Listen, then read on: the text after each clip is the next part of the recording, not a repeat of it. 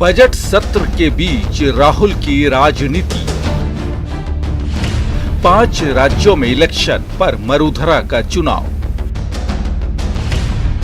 12 और 13 फरवरी को 5 जगहों पर किसान सभाएं और ट्रैक्टर रैली। किसान राजनीति के गढ़ नागौर, श्रीगंगानगर और हनुमानगढ़ में सभा। पंजाब हरियाणा की तर्ज पर राहुल करेंगे ट्रैक्टर यात्रा। किसान रैलियों से बड़ा सियासी संदेश। राहुल गांधी लौटाएंगे खोया जनाधार। किसान बहाना वोट बैंक है बनाना।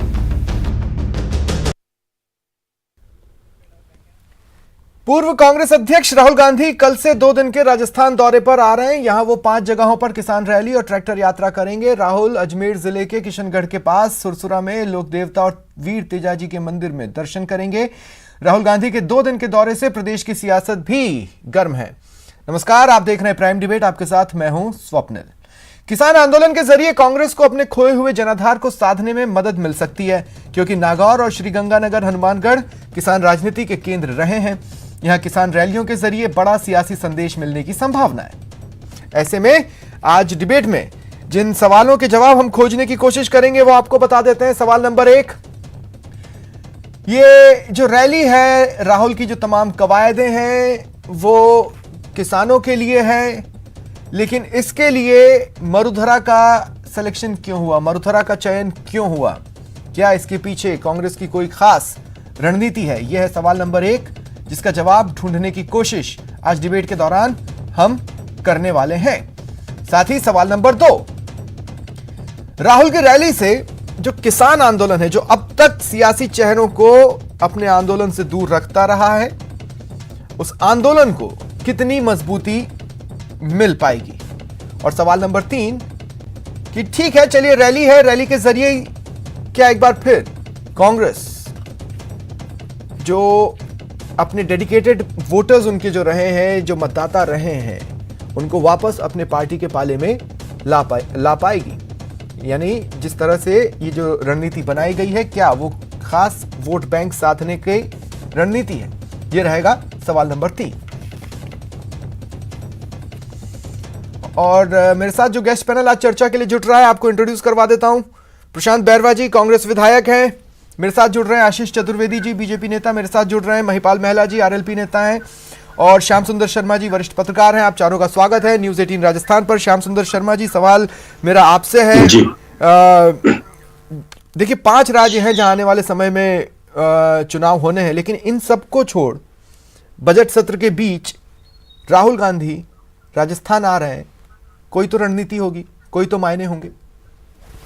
देखिए स्वप्निल जी, निश्चित रूप से कांग्रेस से आती है कि प्रदेश में गतिशील हो वापस से कांग्रेस, जिस सुस्ताई भी थी या बिखराव था, उसमें नया संदेश भी आएगा।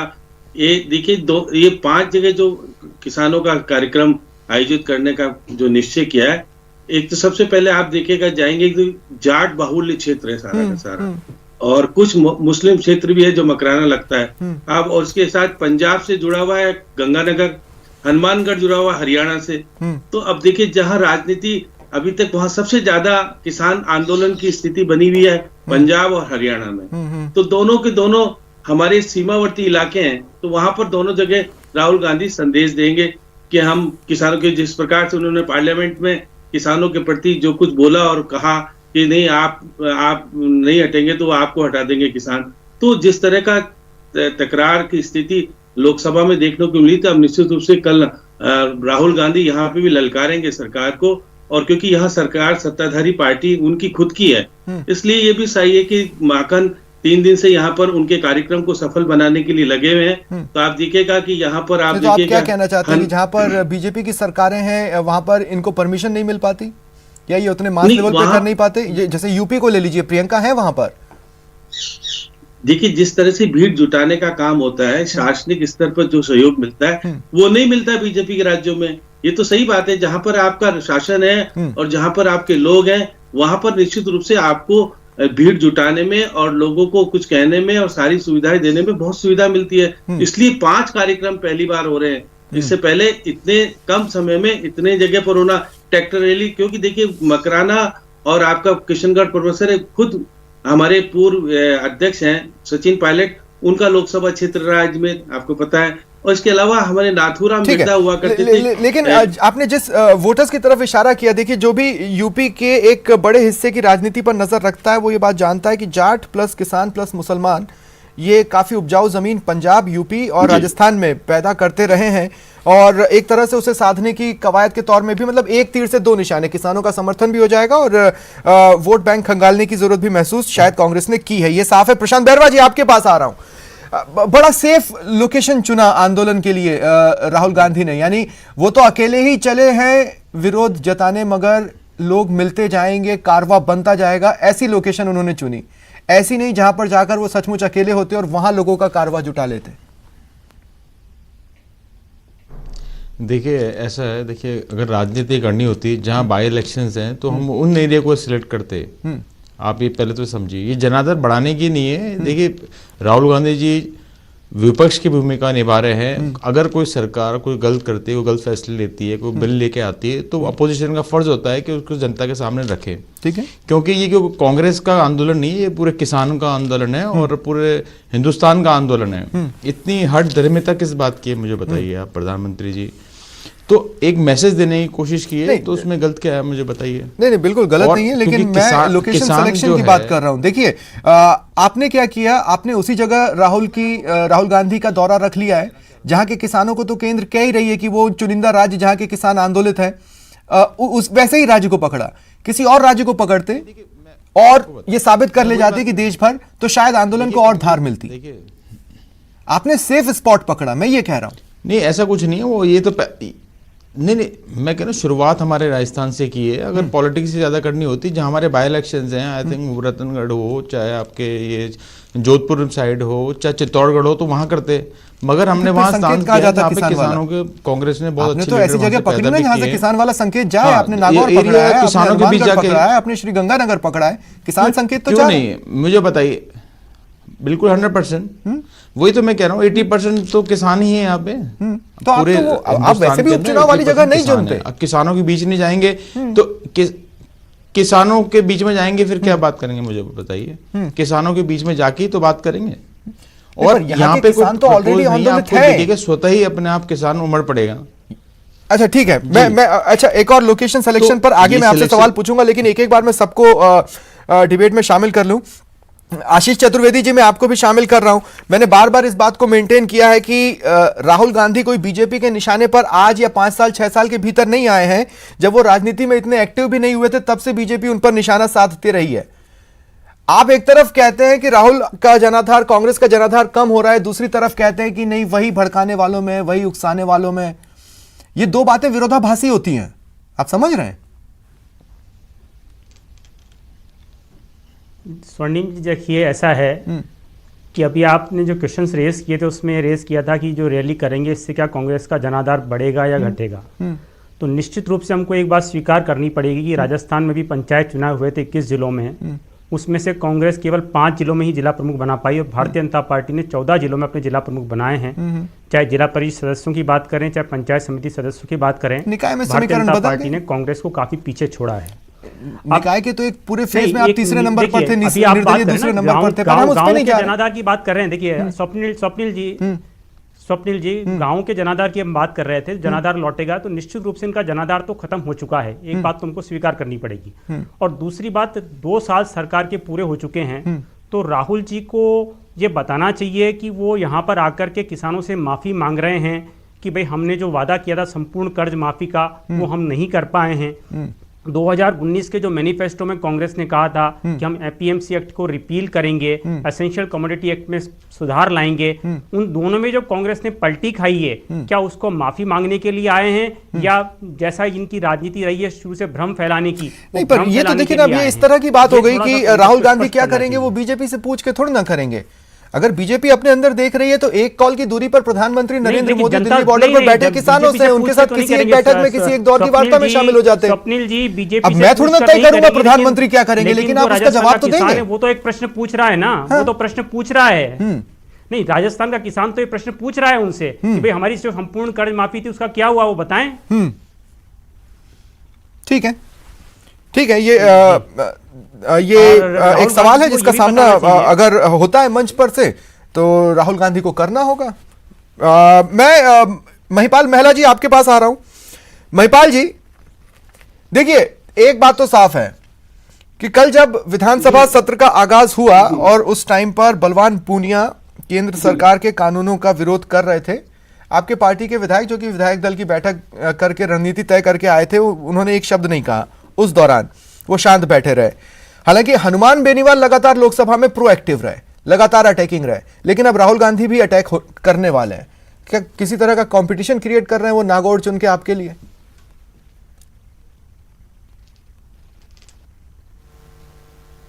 स्वप्निल जी, सबसे पहले तो मैं आपके माध्यम से चतुर्वेदी जी को पूछना चाहता हूं कि राजनीति में चुनाव का बहुत बड़ा रोल है, पर सब कुछ चुनाव जीतना ही नहीं होता है। अच्छी बात है, हमारी शुभकामनाएं, आपने 14 जिला प्रमुख बनाए, ठीक है, पर आप ये भी बता दीजिएगा कि ये तीनों कानून किसानों के हित में है या नहीं है। मोदी जी जिस तरीके से रिएक्ट कर रहे हैं, आज देश का प्रधानमंत्री जिस तरीके से मंद मुस्कान के साथ उपहास के रूप में और परजीवी शब्द का इस्तेमाल करते हुए पता नहीं क्या क्या शब्द कहे हैं। ये परजीवी जैसे शब्द हमारे लिए तारीफ के नहीं है, किसानों के लिए तौहीनों के शब्द है।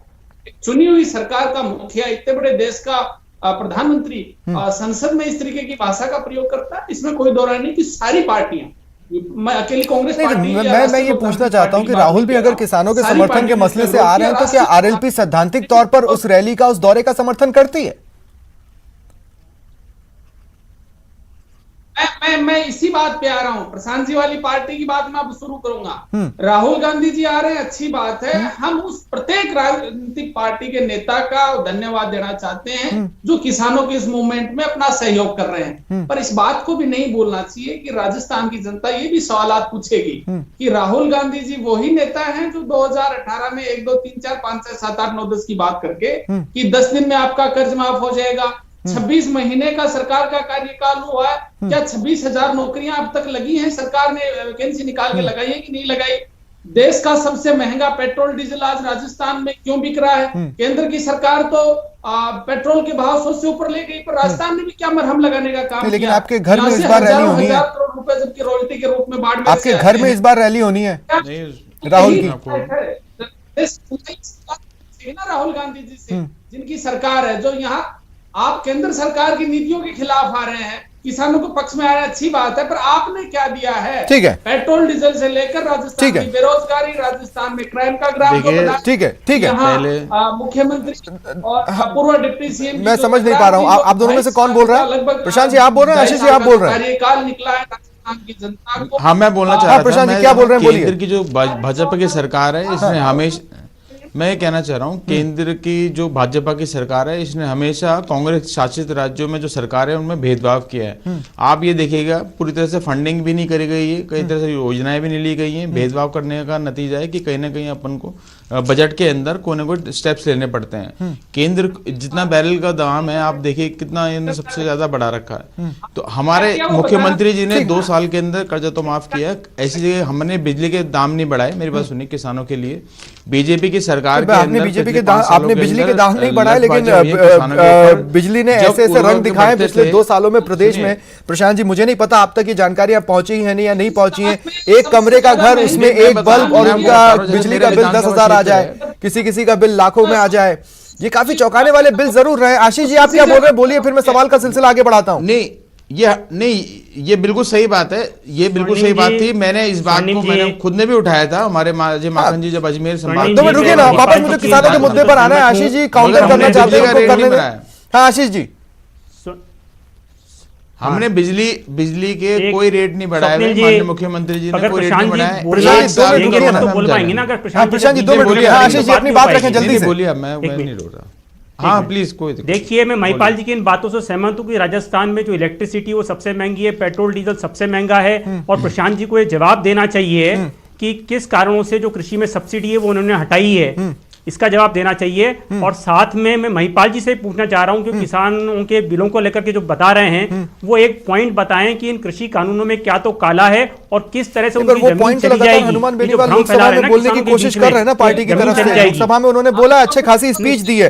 लेकिन आशीष जी मुझे एक बात बताइए, ये घरसाना में ये point है घरसाना जिससे वही वो जगह जमीन जहां चली किसान जाएगी, आप आंदोलन के बताइए। दौरान पुलिस को गोलियां चलानी पड़ी थी। स्वप्निल, आपको याद है किसका शासनकाल था? मुझे नहीं पता कि क्या काला और क्या सफेद है। बीजेपी का था पूरा, इन्होंने चलवाई थी। आशीष जी, आज हिंदुस्तान का तो अंदाजा राहुल गांधी ने लोकेशन कई गलत नहीं लाखों चुनी। की तादाद अगर वो में सियासत उत्तर करना प्रदेश चाहते हैं तो से बहुत दिल्ली को घेर के बैठे हैं। मुफीद पूरे देश जगह में उन्होंने जगह चुनी है। है। 2 मिनट रुकिए महिपाल जी, मैं आगे आऊंगा ना आपके पास। मैं ये पूछना चाह रहा हूँ श्याम सुंदर शर्मा जी आपसे। सबका अधिकार है। फिर राहुल गांधी को 2 मिनट रुकिए, मैं आऊंगा आगे, आप सबके पास एक एक बार और मैं आऊंगा। मैं ये भी बताना चाहिए कि उसके एडजॉइनिंग जो स्टेट है पंजाब, हाँ, स्वप्निल जी, हाँ, उससे जो एडजॉइनिंग स्टेट है पंजाब, हाँ, वहां पे जो कॉन्ट्रैक्ट फार्मिंग एक्ट है, हाँ, उसमें आप देखिए 5 लाख तो जुर्माने का प्रावधान है, सजा का प्रावधान है। हाँ, तो राहुल गांधी को ये इतनी तेजी से आवाज उठानी पड़ी कि पंजाब की बात कर रहे हैं, इनके अलायंस थे अकाली दल, वो छोड़ के भाग गए इस मुद्दे पे। ठीक है, ठीक है, रुकिए, बताइए इनके जो रुकिए। नहीं, सबसे अजीब बात यही है, मैं इस पर आ रहा हूं आपके पास श्याम सुंदर शर्मा जी। मैं ऐसे ही सोच रहा था कि काफी लंबे वक्त तक बीजेपी और अकाली दल ने पंजाब में शासन किया आपस में साथ मिलकर। अब वहीं के किसान इन्हें देख चुके हैं और अब वहीं के किसान इनसे बातचीत में इनकी बात नहीं मान रहे हैं, और ऐसे में राहुल गांधी पंजाब से बेटर फिलहाल राजस्थान को मान रहे हैं। तो वो ये भी मानकर चलिए कि वो यहाँ कांग्रेस की स्थिति भी भांप कर जाना चाहते हैं। ऐसा नहीं है कि वो कांग्रेस की स्थिति भांप कर नहीं जाना चाहते। आप भी तैयार रहिए, आप आने वाले दिनों में कल या परसों में वो तस्वीर देखेंगे जिसमें तमाम नेता एक दूसरे का हाथ पकड़ के ऊपर रखते हैं ना, वो वाली। देखिए स्वप्निल जी, रात्रि विश्राम सूरतगढ़ में करने वाले, तो यहाँ पर कांग्रेस में अब तक का जो मनभेद है, अगर आपस में तालमेल नहीं हो रहा तो वो तालमेल करने का प्रयास करेंगे। और आपको मंच पे अशोक गहलोत भी दिखेंगे, सचिन पायलट भी दिखेंगे और राहुल गांधी भी दिखेंगे। जो आपने रामलीला मैदान में हाथ खड़े करके दोनों को एकता के सूत्र में बांधने का प्रयास किया था, वो राजस्थान में फिर वापस से होने वाला। अब अजमेर की बात करें, अजमेर का जिला प्रमुख तो बीजेपी का बनना चाहिए था, बन गया कांग्रेस का, क्योंकि विद्रोह की स्थिति है। अब वही जिला प्रमुख राहुल गांधी के बगल में खड़े होकर कहेगी कि आप बीजेपी की क्या स्थिति है, मुझे किस प्रकार से इन्होंने प्रलोभन दिया और मुझे बनाया नहीं, इसलिए मुझे कांग्रेस को ज्वाइन करना पड़ा। तो ये आपको वहां सहन करना पड़ेगा। आरएलपी नागौर में है और वो आई थी बीजेपी के सहयोग से, अब बीजेपी से अलग हो गई है। अब ये बात सही है कि उस सचिन पायलट का समर्थन पहले भी नहीं, लेकिन आश्चर्यजनक था कल जब बलवान पूनिया विधानसभा में अकेले केंद्रीय कृषि कानूनों के खिलाफ बोल रहे थे, उस वक्त आरएलपी से किसी चेहरे ने एक सेंटेंस तक नहीं बोला। देखिए, निश्चित रूप से आरएलपी को बोलना चाहिए था, नहीं बोले। अब ये तो कमियां है, क्योंकि तो महिपाल जी बताएंगे जरा ये कैसे रह गया? और महिपाल जी मतलब आपके जो ट्वीट्स भी रहे हैं विधानसभा में बोलने वाले, उसमें किसान नहीं है। आज आप डिबेट में बोल रहे हैं, आपकी पार्टी के ट्विटर हैंडल से जो एजेंडा ट्वीट हुआ है उसमें किसान शब्द नहीं है, अन्य मुद्दों में किसान को रखा है आपने। शासन से बजट सत्र की शुरुआत हुई, आप देखते जाइएगा राष्ट्रीय लोकतांत्रिक पार्टी, भारतीय जनता पार्टी जो विपक्ष की भूमिका में, भारतीय जनता पार्टी तो यहाँ बिलों के समर्थन में है। सबसे ज्यादा मुद्दों को लेकर कोई बात उठाएंगे तो हमारे तीनों में ले जाए। आप इस बात को भी दिखाइएगा कि कैसे हनुमान जी ने पार्लियामेंट में नहीं, आज हमने दिखाया, इसीलिए मुझे पता है, नहीं तो मुझे पता नहीं होता। लेकिन ठीक है, ठीक है प्रशांत बैरवा जी, मैं एक बार फिर आपके पास आ रहा हूं। मुझे एक बात जो और जाननी थी, वो सवाल मैं बहुत सिंपल रखने वाला हूं, सिर्फ यही कि अगर कोई कदम उठाया गया है तो उसके पीछे वोट बैंक नहीं है, इसको नकारने के लिए एक ऐसी बात बताइए जो सीधे गले के नीचे उतर जाए। ये मत कहिए यहां नहीं वहां नहीं। इस हिसाब से मैं आपसे कह सकता था कि अलवर के शाहजहांपुर बॉर्डर पर ठीक वैसे ही जैसे आरएलपी ने किसान आंदोलन के पास अपना मंच लगाकर एक कोशिश की किसानों को अपना समर्थन दिखाने की, वो आप नहीं किए। मतलब आप एक अपना अलग आंदोलन रखना चाहते हैं, जबकि किसान नहीं चाहते पॉलिटिकल चेहरे आए। मैं आपको बताऊं, देखिए ये हिंदुस्तान की लोकतंत्र की बहुत बड़ी खासियत है कि किसी भी को अधिकार है, किसी पार्टी को, किसी व्यक्ति को, कि वो कुछ भी पार्टी को अपनी गाइडलाइन किसी भी तरह से राजनीति कर सके। ये एक बहुत बड़ा अधिकार है। तो मैं समझता हूँ कि कहीं पे भी हमने सिलेक्ट किया वो जगह, मगर मेन मुद्दा यही है कि अगर सरकार कुछ गलत कर रही है किसी के भी साथ, तो विपक्ष की भूमिका रहती है कि उसको भुनाने की या उनको जताने की, जनता को अवेयर करने की। आई थिंक उसी पहल के अंदर ही हमारा कदम है। अब ठीक है, तो अब सियासी गर्माहट और बढ़ेगी, मतलब अब जब सियासी गर्माहट और बढ़ेगी, इसका मतलब है कि आशीष जी अभी और भी चुनौतियों का सामना आपको करना है। बहुत संक्षिप्त में बोलिएगा, मेरे पास समय खत्म हो चुका है। आशीष जी। बिल्कुल, राजनीतिक पार्टी करेंगी क्यों नहीं? स्वप्निल जी, सबसे पहले तो शुक्रिया आप चारों का मेरे साथ जुड़ने के लिए और तमाम ये बातचीत के लिए। फिलहाल इतना ही। ये था आज का प्राइम डिबेट। नमस्कार।